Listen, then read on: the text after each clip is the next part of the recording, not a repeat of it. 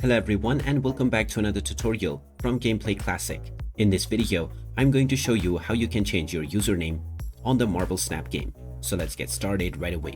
First of all, open up the Marble Snap game on your device, and once you are taken into the home page, just tap on the gear icon at the top left corner, which will take you into the settings page. Now within this page, scroll down until you see the player name section. You can tap on your current username and you will now be allowed to change it. You are also given a warning that once you change your username, you won't be able to do it again for another 30 days. So make sure you choose your name wisely and then tap on the confirm button. You can also tap on the make me one option to use a randomly generated name. Once you are satisfied, tap on the confirm button and this will now save your changes. And after this, you will need to wait another 30 days before you can change your name once again. And there you have it. That is how easy it is to change your username on the Marble Snap game. If you find this video helpful, don't forget to hit that like button and subscribe to our channel for more useful tips and tutorials. Thanks for watching, and I'll see you again in the next one.